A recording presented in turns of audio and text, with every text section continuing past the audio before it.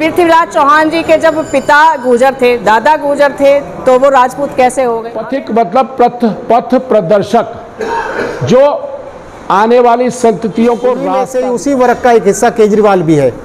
ये एक बहुत चालाक नेता है जो सपने दिखाता है, फ्री बांटने। पता लगा लोगों को कि ये गुर्जर है, तो वहीं से ही फिर मुझे खींचना शुरू कर। कपिल गुर्जर लिखता जरूर है लेकिन वो फर्जी हिंदू है। शुरू में चीजें बुरी लगती है, लेकिन जैसे दवाई कड़वी होती है ना, बाद में असर करती है।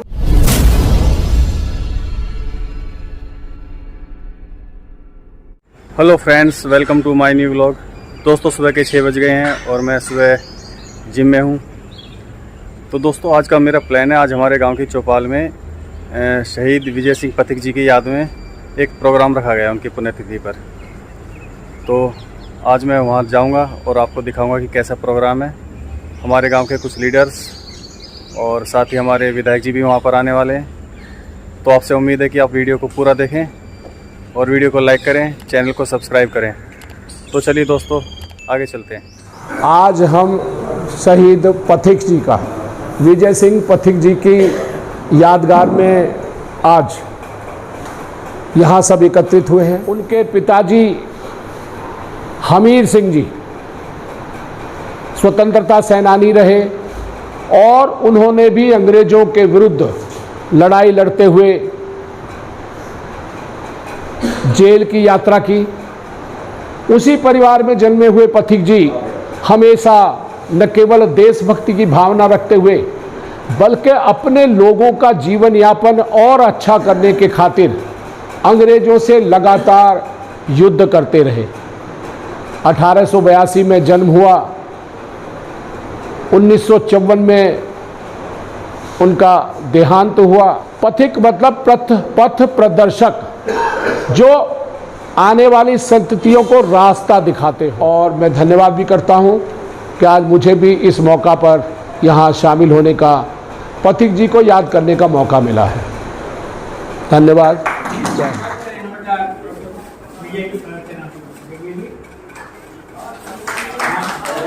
तो फिर कोई 1857 की क्रांति में जो बिना किसी सिस्टम के तहत हम लोगों ने लड़ी थी, और उसके बाद हम लोगों को बागी, चोर, लुटेरा और क्रिमिनल क्राइम एक्ट से हमको विरासत मिली थी। साथियों, आज पुनः फिर से अगर हमने सिस्टम से, न्यायबद्धता से अपनी लड़ाई को नहीं लड़ा, तो फिर हमारे ऊपर ये व्यवस्था इस तरह के क्रिमिनल कॉम घोषित कर देगी, जैसे कि 1857 के बाद आपको, बड़े आंदोलन के बाद आपको क्रिमिनल बना दिया था, आपको जन्मजात अपराधी घोषित कर दिया था। देखिए साहब, मेरा नाम विजय कसाना है और हम लोग एक मुहिम को लेकर पूरे देश भर में पथिक जी के विचारों को जन जन तक पहुंचाने के लिए, उनके जो उद्देश्य थे इस राष्ट्र को निर्माण के लिए, उसी को लेकर हमने भारतीय वीर दल नाम से एक पार्टी का निर्माण किया। और ये देश के 12 प्रांतों में, लगभग उत्तर भारत में हम लोगों ने इस मुहिम को खड़ा करने का काम किया है। देखिए, हमारा एक ही उद्देश्य है कि हम लोगों को समझाकर, उन लोगों को समझदार बनाकर, उन लोगों को जोड़कर, नीचे से ऊपर तक पूरे सिस्टम को जोड़कर लेकर चलना चाहते हैं। हमारा एक ही उद्देश्य है कि समाज के हर वर्ग जिसका हक अधिकार छीना गया है, आज देश की व्यवस्था पर एक ही वर्ग विशेष, चाहे वो सत्ता है या व्यापार है या नौकरी है या रोजगार है या एक्सपोर्ट और इंपोर्ट का कारोबार है, सब पर एक वर्ग विशेष बैठ गया है। और इस देश की व्यवस्था को चूसने का काम जो ये सत्ता में बैठी हुई राजनीतिक दल है, उन्हीं में से ही उसी वर्ग का एक हिस्सा केजरीवाल भी है। ये एक बहुत चालाक नेता है जो सपने दिखाता है फ्री बांटने का, मगर ये स्वयं अपने भाषा में कहता है कि मेरे फादर आरएसएस थे, एक संघी थे। तो ये एक विकल्प खड़ा, बीजेपी की भी एक साजिश के तहत कांग्रेस को ख़त्म कर अपना एक विकल्प पैदा कर रही है देश के अंदर। तो केजरीवाल केवल बांटने के नाम पर, क्योंकि इसका एक ही काम है, इसकी जेब से निकालो उधर डालो, लोगों को मूर्ख बनाने का काम, इससे बड़े कोई बात नहीं है। हमारा काम है समाज के लोगों को जोड़कर नीचे के पायदान पर खड़े हुए समाजों को ऊपर अपलिफ्ट करने का, हमारा सत्ता में भागीदारी का हमारी जो लक्ष्य है। अभी हम लोग एक कैडर पे काम कर रहे हैं। पहला चरण जो पार्टी का होता है प्रचार का होता है। लगभग हर 12 प्रांतों में जो भी राजनीतिक रूप से जागरूक लोग हैं वहाँ तक हम अपने संदेश को पहुँचाने में सफल हो गए हैं। अभी हमारा काम संगठन बनाने पे चल रहा है। अभी उत्तर प्रदेश में हमने गठबंधन के साथ में जो SC ST OBC का गठबंधन बना था, उसमें मिलकर एक बहुत बड़े अभियान चलाया और 2 राजनीतिक विधानसभाओं पे अपने दल के प्रत्याशी भी उतारे। तो एक मैसेज देने का काम किया, जहाँ पर हमने एक दलित समाज की, हमारे SC समाज की, हमारी वाल्मीकि समाज की बेटी को, ममता वाल्मीकि को हमने चुनाव लड़ाया हस्तिनापुर से, और ये मैसेज दिया है कि आज कमज़ोर वर्ग, जो दबा कुचला वर्ग है, उसको भी उठाने के लिए, ऐसा ही हमने एक उदाहरण मध्य प्रदेश में आदिवासी महिला को लड़ा कर दिया था। तो हमारा एक ही उद्देश्य है कि दबे कुचले लोगों को ऊपर लाने का और उनके हक अधिकार दिलाने का। हम सत्ता में मलाई खाने की सोच से काम नहीं कर रहे, हम तो लोगों के अधिकार के लिए लड़ रहे हैं। दिल्ली में हम लोग कह सकते हैं कि हम लोगों ने सबसे पहले इस मूवमेंट को दिल्ली से दूर लगभग 250 किलोमीटर में हमने इसको फैलाने का काम किया था, जिसमें हमने मध्य प्रदेश को पहले चरण में चुना था, क्योंकि दिल्ली के लोग आज संघर्ष करना भूल गए हैं। आज जहां ज़रूरत है, इनकी ज़रूरतें केवल ये आर्थिक ज़रूरतों की सोच पे आज दिल्ली खड़ी हो गई है। हमारे लोगों की वो आर्थिक पूर्ति हो रही है, इसको ये विकास समझ बैठे हैं। मगर आज हम वो लोग जो पूरी तरह से, जो हमारे पिछड़े दलित कमज़ोर समाज के लोग हैं, मध्य प्रदेश जैसे, उत्तर प्रदेश जैसे, राजस्थान जैसे पिछड़े इलाकों में, वहाँ जाकर हमने काम किया है। तो उस मूवमेंट को लेकर हम पूरे देश भर में और एक बहुत बड़े नज़दीकी समय में दिल्ली के अंदर कूच करने की काम कर रहे हैं। जब पूरा देश जाग जाएगा, दिल्ली हमें पता तब जागने वाली है। तो दिल्ली के लोगों में हम बीच बीच में संदेश देने का काम कर रहे हैं, लेकिन उससे पहले हम तमाम उस कैडर को खड़ा करना है जो ज़रूरतमंद है। जो इस संघर्ष वहीं से शुरू होता है, जो लोग ज़रूरत महसूस करते हैं, जिन लोगों के लिए लड़ने की क्षमता होती है। दिल्ली में एक आराम परस्त हमारा नौजवान हो चुका है, उसको सही दिशा में लाने के लिए बीच बीच में हम एक संदेश छोड़ने का काम कर रहे हैं। कसाना साहब मेरे पास परसों आए, बड़ी खुशी हुई जब इन्होंने मेरे से जिक्र किया ये आपके गांव में एक प्रोग्राम करना है। सबसे पहले तो इनके बारे में, विजय पंत जी के बारे में मैंने कहा चलो भी अच्छा, हमारे गांव के लोग भी थोड़ा प्रभावित हुए कि हाँ भी एक समुदाय इसके बारे में लगा हुआ है। तो मैंने इनसे ये कहा कि आपका वेलकम है, मैं आपको जगह भी दिखाता हूँ, ये चौपाट दिखाई। दूसरी बात ये है, अब मैं कसाना साहब से ये कहता हूँ, क्योंकि ये जो भी हुआ जल्दबाजी में हुआ, क्योंकि परसों का ये मिलन था और अगले दिन का प्रोग्राम था। इसमें हमारे बहुत MLA भी आपके सामने आए थे, मदन लाल जी, 50-60 लोग 10:30 पौने 11 बजे तक वेट करके और यहाँ से गए। तो मैं तो कसाना साहब से ये कहता हूँ भाई, अगर जो इसमें हमसे थोड़ी बहुत भूल भी हो क्या, उसके लिए क्षमा चाहते हैं। आगे कोई भी प्रोग्राम करोगे, कम से कम हफ्ता 15 दिन पहले गाइड करो, जिससे हम भी अपनी पूरी तसल्ली करें। क्योंकि ये वो बात, एक लंबा खिंचना ना सिस्टम, उससे भी लोग थोड़ा प्रभावित हो जाते हैं। अब देखो 10 बजे की जनता बैठी हुई, आपने बनाया था ना पूरा वीडियो, 10 बजे की यहाँ पब्लिक इकट्ठी हुई। आस के पुराने गांव के 10-12 थे, गढ़ी के भी थे, MLA भी था, ये सारे लोग वेट कर गए। मैंने कहा भाई रुको, भाई साहब को फ़ोन किया, भाई साहब कह रहे हम 10 मिनट में पहुँचने वाले हैं, अक्षरधाम मंदिर पर आ गए हैं। लेकिन मेरे को बड़ी खुशी हुई और हमें BA जी ने मार्गदर्शन दिए, बहुत अच्छा लगा। और यही कहता हूँ, आगे भी मेरी कोई भी ज़रूरत पड़े, आपके लिए आधी रात खड़ा रहूँगा और आपकी सेवा में पूरा योग, धन, मन, तन हर चीज़ से दूंगा। मेरा नाम अशोक अज्ञानी है और हम दिल्ली डेमोक्रेटिक अलायंस, हमारा वाल्मीकि समाज का एक राजनीतिक मोर्चा है और SC ST का हमारा बड़ा मोर्चा है पॉलिटिकल। और हम इस समय भारतीय वीर दल के साथ मिलकर गठबंधन में हम काम कर रहे हैं। आज अलीगंज गांव में, दिल्ली के अलीगंज गांव में वीर विजय सिंह पथिक साहब का आज पुण्यतिथि मनाया गया भारतीय वीर दल की ओर से।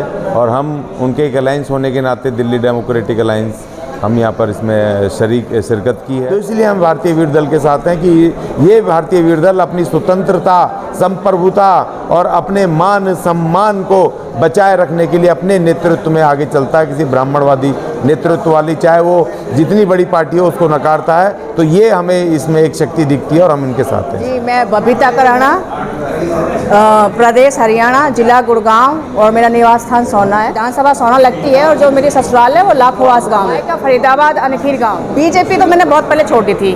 विचारों में मतभेद, जब आप बात करते हैं संस्कारों की और एक विज़न की बात करते हैं या समानता की बात करते हैं, तो वो मुझे कहीं नज़र नहीं आई। और 2018 में मैंने भाजपा से मैं जिलाध्यक्ष थी गुड़गांव महिला मोर्चा की, तो मैंने रिज़ाइन कर दिया। तो दबे कुचले समाज है वो हमेशा मनुवादी व्यवस्था की उसमें दबे रहे हैं, उनको अलग सत्ता से दूर रखा गया है। तो एक जगाने का काम हमारे विजय सिंह कसाना जी कर रहे हैं, मरे हुए को झंझोड़ के जगा रहे हैं। बीजेपी का मेरा एक्सपीरियंस, जब हम संघर्ष कर रहे थे बीजेपी में तो बड़ा अच्छा लगता था।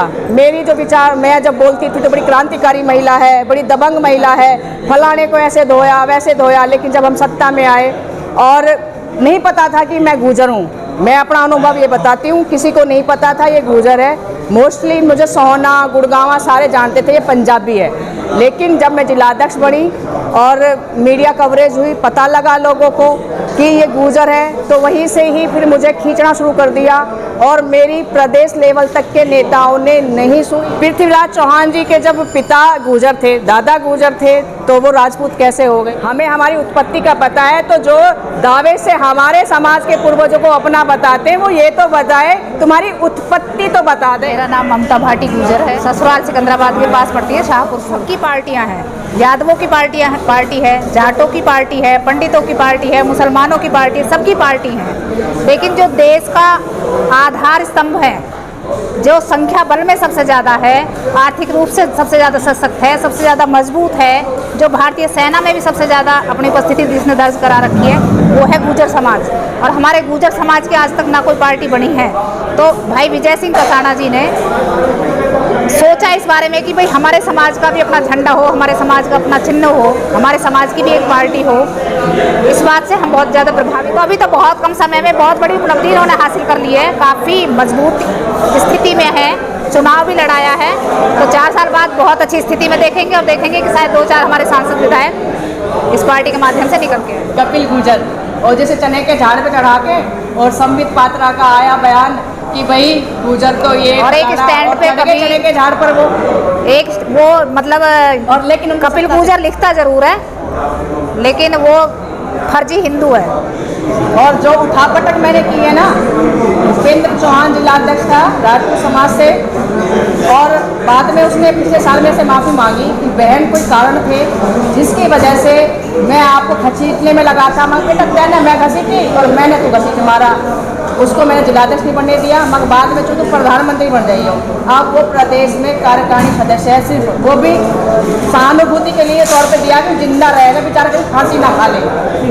मेरे बेटे का भी 2 करोड़ की जो फेलोशिप मिली अमेरिका से, तो मैंने उसके जन्मदिन पर बधाई दी। मैंने भाई बधाई तो देते हैं मगर राजनीति खराब करिए, बालकों का फ्यूचर बनागी मैं 4 साल में, उसकी बधाई तक नहीं आई। तो ये इतनी छोटी सोच और संकीर्ण मानसिकता के लोग हैं, ये किसी गरीब दबे कुचले को आगे बढ़ता हुआ देखते। इम्पॉसिबल तो कोई चीज़ नहीं अगर आप ठान लें, धीरे धीरे चीज़ें होती हैं। अभी तो सिर्फ हमने जागरूकता फैला रहे हैं, अब इंतज़ार कर रहे हैं कि कितना रिजल्ट आता है। लेकिन ऐसा नहीं है कि हम जो बातें कह रहे हैं दहेज के ऊपर वो वास्तविकता है।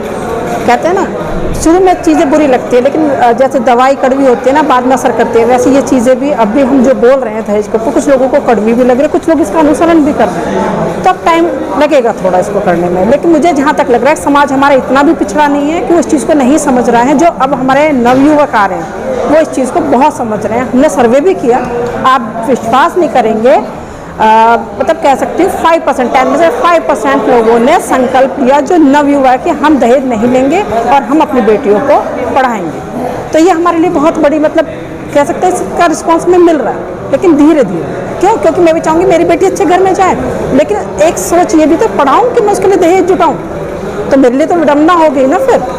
लेकिन नहीं, ऐसा नहीं है, एक टाइम आएगा उसका भी कि बच्चा इतना सक्षम हो जाए कि वो दहेज जितना तो खुद कमा ले।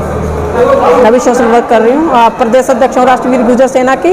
जैसे दहेज के लिए मुहिम उठाई हुई है, वही काम कर रहे हैं। एक गुर्जर रेजिमेंट को लेके भी हमारा है मोटिव, हमारा है कि ये एजेंडे हैं हमारे क्लियर जो कि हमें करने हैं, चाहे हो या ना हो, लेकिन आवाज़ बराबर उठाते रहें। मैं एमसीए हूँ खुद से, मैं नेशनल लेवल की प्लेयर भी रही हूँ नेटबॉल की। मैं तो अप्रिशिएट करती हूँ प्लेयर्स को, खेल कूद में निकालिए। अभी बहन जी का बेटा हुआ है, सिलेक्ट हुआ है, शूटिंग में हुआ है। बेटा भी दहेज विरोधी है, वो कई बार हंसता है, जैसे गांव में शादियाँ होती हैं, मम्मी फलाने का छोरा तो इतने में बिका है, तुम इतने में बेचोगी।